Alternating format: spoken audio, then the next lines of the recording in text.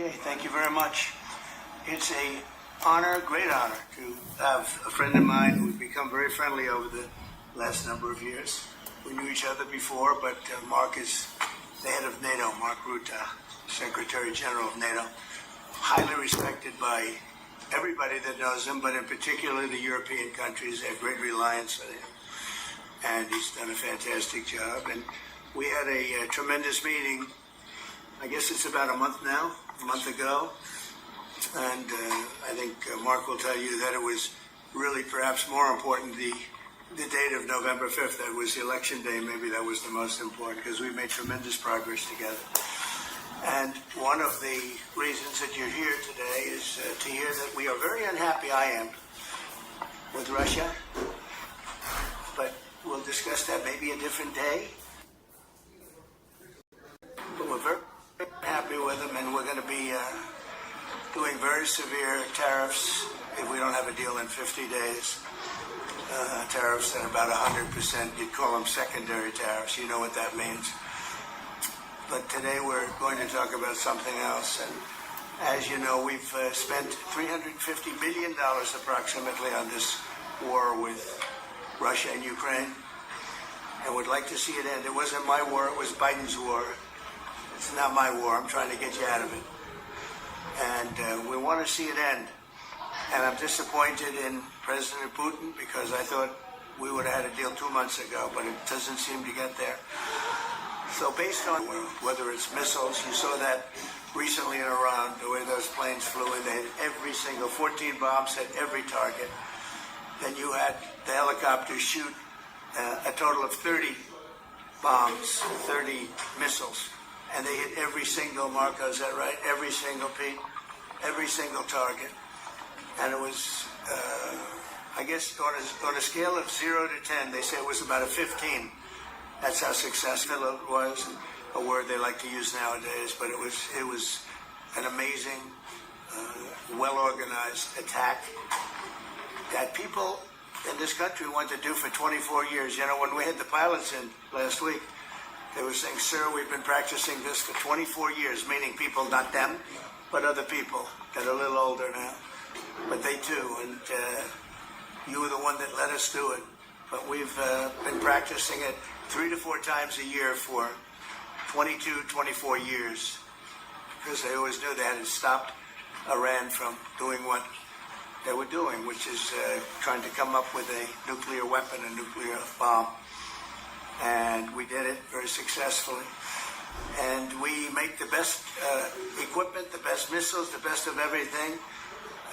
The European nations know that.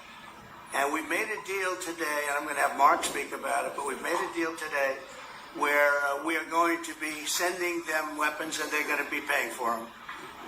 Having any payment made, we're not buying it, but we will manufacture it and they're going to be paying for it. Our last meeting of a month ago was very successful in that they agreed to 5%, which is more than $1 trillion a year, so they have a lot of money. And these are wealthy nations. They have a lot of money, and they want to do it. They feel very strongly about it, and we feel strongly about it, too. But we're in for a lot of money, and we don't want to do anymore, and we can. But we make the best, and we're going to be sending the best to NATO, and in some cases to maybe, at Mark's suggestion, if we go to Germany, where they're going to send, at Mark's suggestion, if we go to Germany, where they're going to send early on missiles, NATO is going to take care of it. It's going to be coordinated by Nicker, who's right here, who's a great ambassador, and Matt's going to be coordinating. You better do a good job, Matt. I will. But Matt's going to coordinate. He's a very talented guy. He's going to coordinate everything.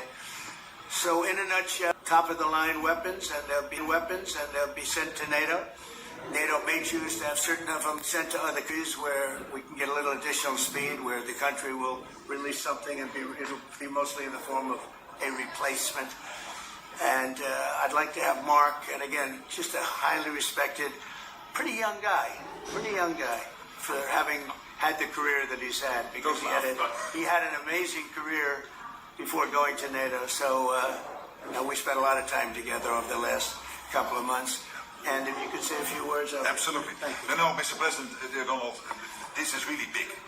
This is really big. You called me on... Donald, this is really big. This is really big. You called me on... and this is building on the tremendous success of the NATO summit. The 5%, but also the decision to keep Ukraine strong and the decision to increase our defense industrial production. So based on that, that was Europe stepping up. This is again Europeans stepping up. So I've been in contact with many countries. I can tell you that at this moment, Germany massively, but also Finland and Denmark and Sweden and Norway, the United Kingdom, the Netherlands, Canada, they all want to be part of this. And this is only the first wave. There will be more. So what we will do is work through the NATO systems to make sure that we know what Ukrainians need, so that we can make packages. Of course, in a way, we discussed it this morning with Pete Hegseth at the Pentagon, in a way that, of course, the US will keep on its stockpiles necessary to defend this country. That's absolutely clear. But it will mean that Ukraine can get its hands on really massive numbers of military equipment, both for air defense, but also missiles, ammunition, etc., etc. So if I was Vladimir Putin today and hear you speaking about what you are planning to do in 50 days and this announcement, I would reconsider whether I should not take negotiations about Ukraine more seriously than I was doing at the moment, if I was Vladimir Putin. But when I'm Ukraine, I think this is really great news for them. So I really want to thank you for that. And it means the Europeans paying for it. And again, I mentioned all these countries, we will deal with that. And exactly as you said, that might also mean that countries will move equipment fast into Ukraine and then the US later backfilling it because speed is of the essence here. So really, thank you. This is important. You did a great job. It's a really great job. We've been very successful in settling wars. You have India, Pakistan, you have Rwanda and the Congo that was going on for 30 years. India, by the way, and Pakistan would have been a nuclear war within another week, the way that was going. That was going very badly. And we did that through trade. I said, we're not going to talk to you about trade unless you get this thing settled, and they did. And they were both great leaders. And they were great. But Rwanda and the Congo, that was going on for 30 years. And at least 7 million people killed with a lot of pretty rough weapons like machetes, heads chopped off, going on for many years. You couldn't even get near the countries. Nobody wanted to get near. It's so frightening. And we got that one solved. Serbia, Kosovo, got that solved. That was going to be one that was going to happen. And again, that was something I use. I use trade for a lot of things. But it's great for settling wars. That was really very important. Marco's working very hard with everybody here on the Strip, the Gaza Strip. I call it the Gaza Strip, one of the worst real estate deals ever made. They gave up, closed up water going into a thing called the Nile. I think if I'm Egypt, I want to have water in the Nile. And we're working on that one. It's a problem, but it's going to get solved. They built one of the biggest dams in the world, a little bit outside of Egypt. You know about that? You've been hearing about that one. And that turned out to be a big problem. I don't know. I think the United States funded the dam. I don't know why they didn't solve the problem before they built the dam. But it's nice when the Nile River has water. It's a very important source of income and life. It's the life of Egypt. And to take that away is pretty incredible. But we think we're going to have that solved very quickly. So we do good. The only one we haven't been able to get to yet is Russia. And I'm not happy. And I will tell you that Ukraine wants to do something. Again, it's a war that should have never started. If I were president, it never would have happened. I used to speak to President Putin about it a lot. It was the apple of his eye. But once I saw what was going on, I said, they're gonna have a war here. I was outside. The election was rigged. And I was outside looking in. And I said, that thing's going to be a war. Couldn't believe it, because what Biden said was the exact opposite of what should have been said. And it started, and it's a real mess. We're losing, I guess they're losing 5,000 or 6,000 people a day. It's actually now more. I was saying 5,000 a day. It's actually more now. Mostly soldiers, but a lot of people in cities and towns that are getting blown up too. It's a horrible war. And it should be stopped. And so if it's not done, if we don't have an agreement in 50 days, that's what we're doing, secondary tariffs. And they're biting. And I hope we don't get to the point where we do, but I've been hearing so much talk. It's all talk. It's all talk, and then missiles go into Kiev and kill 60 people. It's got to stop. It's got to stop. But the purpose of this is to say that this is a very big deal we've made. This is billions of dollars worth of military equipment is going to be purchased from the United States, going to NATO, etc. And that's going to be quickly distributed to the battlefield. Ukraine will take it up. And, you know, say what you want about Ukraine. When the war started, they had no chance. And they still would have had no chance if the equipment, they had the best equipment. Because we do make the best planes and missiles. And we make the best military equipment in the world by far. And we have new things coming out that are beyond belief. And I'm very excited about the Golden Dome. It's going to give us very strong protection. We've already started that. But they had courage because somebody has to use that equipment.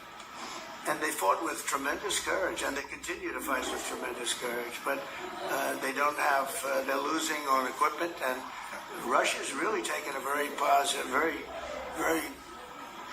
strong, I mean, what they've done the last couple of weeks. Without military reasons. So what they are doing is 700 drones a day, missiles, bombing cities. This is not because of military goals. It is just creating panic, hitting people towns. out of their sleeps, hitting towns. It's really terrible, and it is meaning a lot of people lose their lives, but also the infrastructure, whole city. You know, we went from 2% to 5%, which everyone said was not even a possibility. They weren't paying 2%. Many of them were paying much less than 2%. But even those, since you became president, all committed to the 2% before the summit. And now collectively they committed to the 5%. That's right, they did. They've been very good. And I think I made a lot of friends over there. We had a couple of days of very intensive talks. And they're great people. They're leaders of countries. Leaders of countries. Many of them great countries, some of them smaller countries, but for the most part, that's a very solid, strong countries, and very successful. Some of them are among the most successful countries in the world. So that's just going to, we hope that's going to have an impact on Vladimir Putin, and we hope it's going to have an impact on Ukraine also. We want to make sure that Ukraine does what they have to do. All of a sudden they may feel emboldened, or maybe they don't want. You know, this is a very difficult situation. Ukraine wants a peace deal. I think so. And they will stay committed to it. There's no doubt they want it. But the Russians have to become They have to continue to want it, though. Yeah, I agree. We will, you and I will make sure of that. All of a sudden they get no. You and I will make sure of that. We'll make sure. I feel confident that they will do what has to be done. Plus, we have certain parameters that both sides know, and we already know what should be done. So I think that's going to be it's going to be very strong. We want everlasting peace. Any questions, friends? Yes. Mr. President, what was the tipping point for you in making this decision? Was it a conversation with President Putin? Was it some intelligence? And why are you getting 50 more days? I think I think it's a very short period of time. I think, don't forget, I've just not very long, and it was an initial focus. This is a Biden war. This is a Democrat war, not a Republican or Trump war. This is a war that would have never happened. It shouldn't have happened. A lot of people being killed. When the final numbers come in, you're going to see a lot more people are being killed in this war than you think, than you've been writing about. It's a very deadly war. They're all bad, but this is a very deadly war. The numbers are going to be far greater. When an apartment house comes down, and they say 2 people were slightly injured. No, many people were killed. And those numbers will be at some point accurately reported. So far, they're not. It's a deadly war. I think that you're just going to see. I think you're going to see strong movement. I hope so. I hope so. You know, the secondary tariffs are very, very powerful. What about the tariffs that the Republicans in the House and the Senate have raised? Yeah, 500%. sure. Why are you giving 100%? Well, the Republicans are moving very strongly in the Senate, giving us total control of it. But I'm not sure we need it, but it's certainly good that they're doing it. And Lindsey Graham's working hard. The whole John Thune, all of them, they're all working hard, and they're in coordination with Mike Johnson, Speaker in the House. And I think they've actually crafted a pretty good piece of legislation that's probably going to pass very easily, and that includes Democrats. and there's some little tweaks, but I don't want to say I don't need it because I don't want them to waste their time. It could be very useful. We'll have to see. But we can do secondary. We're probably talking about 100% or something like that. We can do secondary tariffs without the Senate, without the House. But what they're crafting also could be very good. So are you suggesting then that the Congress should move forward with those sanctions, the 500%, and that your 100 would be a separate additional package? Yeah, I mean, the 500 is, sort of meaningless after a while because at a certain point it doesn't matter. It's not going to be, it's 100. 100 is going to serve the same function. But, yeah, I have it at 100%. They may have it, I don't know what they're going to end up with. They may have it at 100 too. They may have it at 500. But they're doing some good work in the House, and I think in the House and the Senate. And as you know, they're coordinated. And they can have it done quickly. They said they'll have it as quickly as I need it. So we'll see. We're talking to him. In fact, John Thune's coming over later on to talk. Yeah, he's gonna come over to him. What? Isn't your view that Vladimir Putin Did he misguide us? did not clarify his intention? Yeah. Well, And what happens now in the next phase? you're going to see. I mean, we're going to go for a period of time. Maybe he'll start negotiating. I think I felt, I don't know about you, Mark, but I felt that we had a deal about 4 times. And here we are, still talking about. And he didn't send serious people to the negotiations. So I remember that you were able with Marco Rubio and with Steve Witkoff to get these talks going in Istanbul. Yep. I remember I was myself in Turkey for NATO business in May, and we really put pressure on the Ukrainians to send a senior team into Istanbul, and they did. But then the Russians came up with this historian explaining history of Russia since 1250. We thought, and I thought, we should have had a deal done a long time ago. But it just keeps going on and on and on, and every night people are dying. A lot of Russian soldiers are dying, by the way, and a lot of Ukrainian soldiers too. But a lot of Russian soldiers are dying. 100,000 Russian soldiers since 1st of January.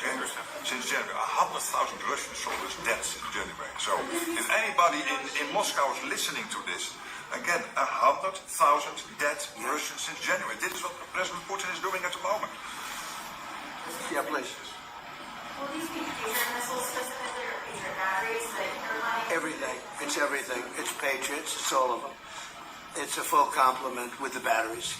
When do you expect them to arrive? Well, we're going to have some come very soon, within days, actually. Because a couple of the countries that have Patriots are going to swap over and we'll replace the Patriots with the ones they have, and Matt will coordinate with NATO.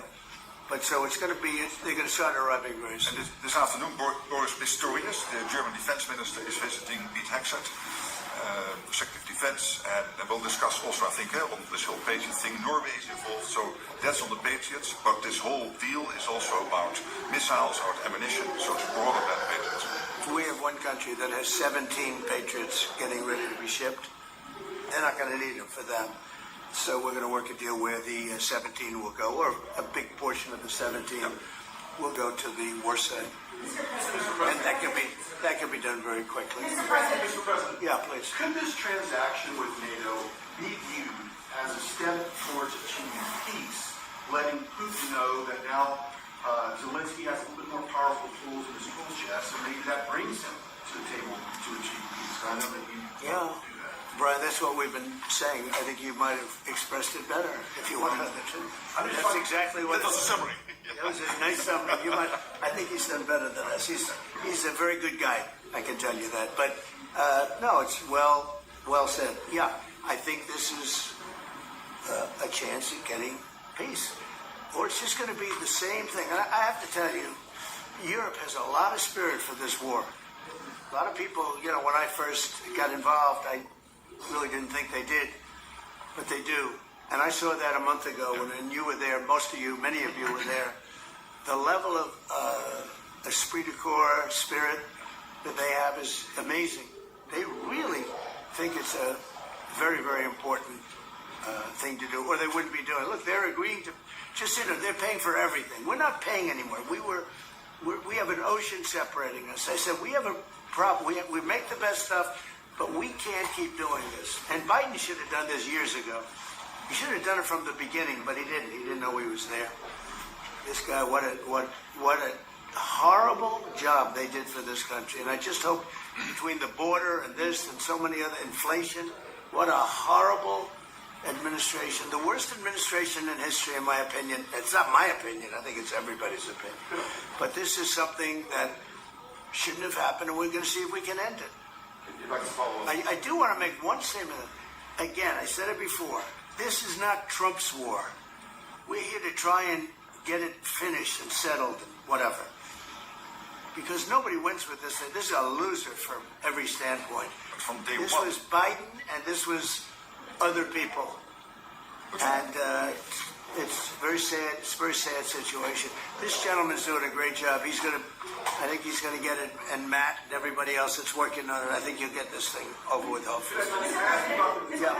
You've praised European countries today as standing up for Ukraine as being strong. Will you allow them to continue to negotiate tariffs lower than 30% before August 1st, or is the deal set? What does that mean? You mean you're talking about the tariffs? Oh, you're back on tariffs.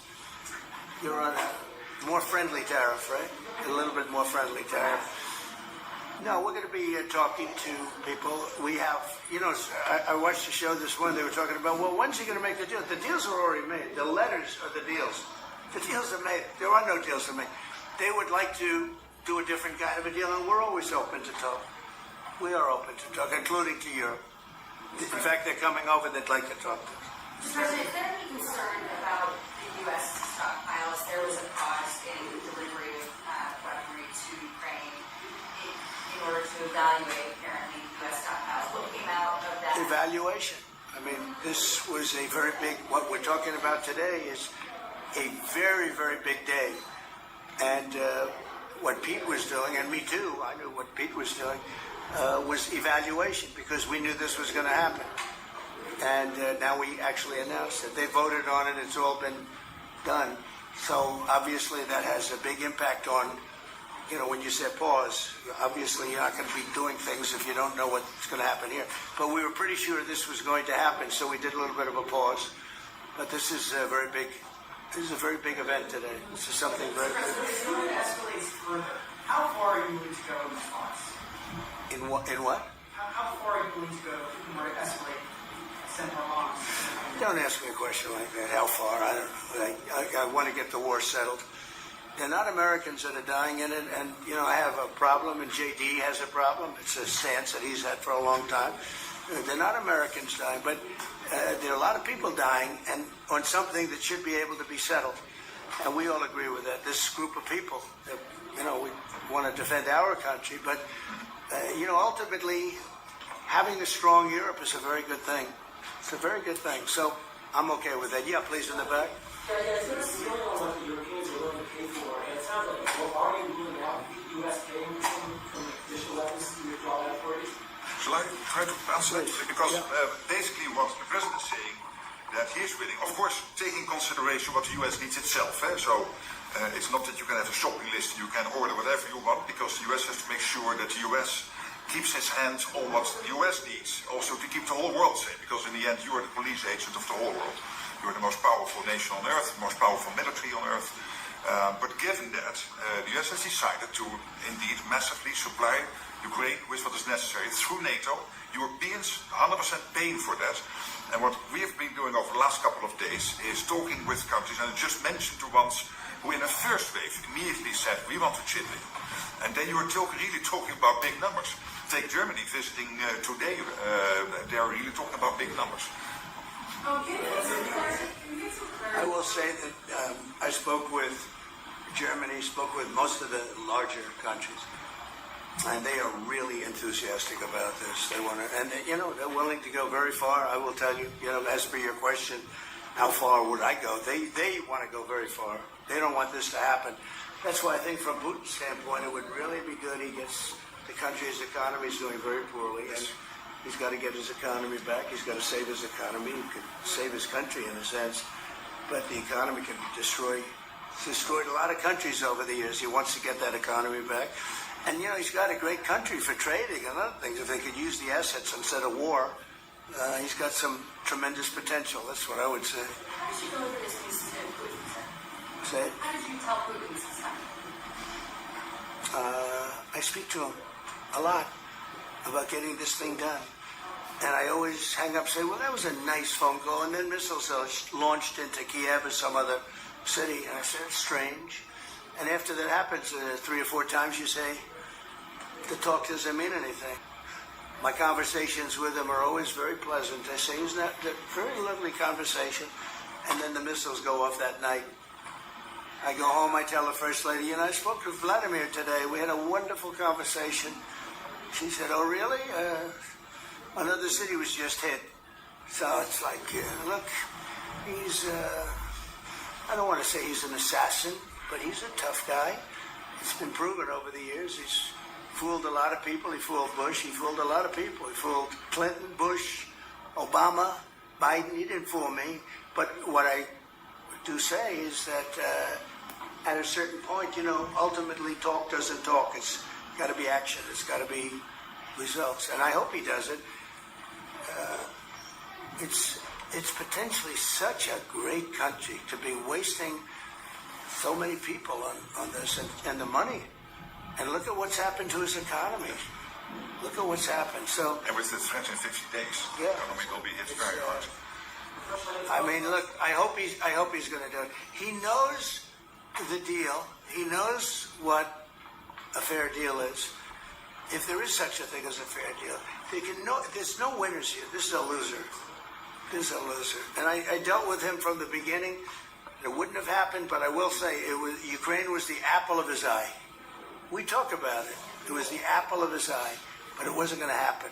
And he understood that. It wasn't going to happen. And then I noticed, after I was out, I noticed soldiers forming at the border.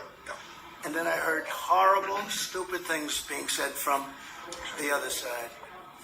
And I said, they're really handling it very, very wrong. It's a shame. Yeah. Can I say one thing, and that is about President Trump, because you took in office in January. On the 12th of February, you had your call with Putin. I think you did exactly what I hoped you would do. That is breaking the deadlock, starting the conversation, because you have to test him. I know Putin very well from the days when I was Prime Minister in the Netherlands. You have to test him.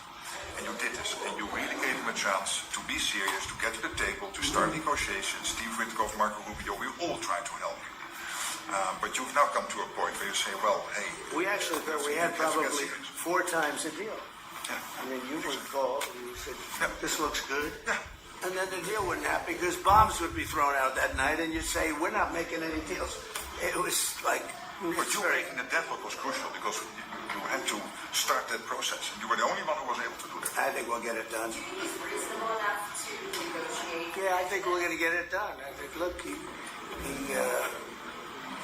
this is a very powerful situation. You have very wealthy countries buying the best equipment in the world. And we have the best equipment in the world. We make equipment like no other. You know, our submarines, nuclear submarines, are so powerful. They're the most powerful weapon ever built. And we have the best in the world by 20 years behind, 25 years behind us. We have the greatest equipment anywhere in the world. I just hope we don't have to use it. Yeah, please. Thank you, Mr. President. On a separate topic here, President Biden, of all people, spoke to the New York Times over the weekend. He did not speak to them on record during his time in office at all, but he spoke to them recently. And he defended his use of the law and said that he signed off on every decision. But at the same time, the Times reports that he did not individually approve each name for the categorical part that applies to large numbers of people. We're here to take on that. Any new revelations from Well, I mean, you're talking about the auto pen. Look, the auto pen, I think, is maybe one of the biggest scandals that we've had in 50 to 100 years. This is a tremendous scandal. And I know the people on the other side of the, see that desk, that Resolute desk? Unfortunately, he used it before me. But, you know, we have our choice of 7 desks. They're all beautiful. But I chose the Resolute, and so did he, unfortunately. But the people on the other side of the Resolute desk, I know them. Lisa, the whole group, and they're no good. They're sick people. And I guarantee he knew nothing about what he was signing. I guarantee it. So they're going to figure it out, and we'll see what happens. But to me, the autopen, you elected president, you know what the autopen is supposed to do? Sign thousands of letters from young people that write. We get thousands of letters a week, Susie, right? Thousands. I mean, tens of thousands sometimes. I look at a room, there's a room where we have many, many people working, responding and sending letters back. That's what an autopen's supposed to be. To write to a young 7-year-old boy that writes to the president, and he wants to be president someday, and he loves America. That's what the autopen's supposed to be. It's not supposed to be for signing major legislation and all of the things. No, the autopen, and I doubt he knew. I doubt they even spoke to him about it. I think they had, it's called the freewheeling autopen. Like, Biden was never for open borders. Biden was never for transgender for everyone. So I don't think I think the radical left people that they took over the White House, and if I didn't win, our country was finished. You know, when I was in, and I said this a couple of times, I hope I don't bore you with it, but when I was in Saudi Arabia, I was in Qatar, I was in UAE, and then I met with all of your leaders, including you, a great leader. He's now the leader of many countries, not just... No. But I met with a lot of leaders over the last 2 months in the Middle East and all of the NATO countries. And I will tell you, they had one common phrase. They thought America was dead 1 year ago. And today they say, and they all say it, and I hope you'll back me up in this, but they say now it's the hottest country anywhere in the world. It is. Look at our numbers. Look at the numbers we make. You see, we made $25 billion last month. We didn't make that for years. The tariffs are kicking in. The economy's very strong. Even though we have a Fed person who's terrible, he doesn't know what the hell he's doing, but that's all right. We blow through interest rates. We're doing so well, we blow through it. It'd be nice because people would be able to buy housing a lot easier. But think of it. We thought your country was dead, and they were dealing with China because they were really going to China. But not anymore. But we thought your country was dead, and now you have the hottest country anywhere in the world. So we've done a really good job, and it's an honor to have this man. This man is a star, and he's going to be dealing with another one of my stars, Matt, and you're going to do a great job, Matt Whitaker. Okay? Thank you very much, everybody. Thank you.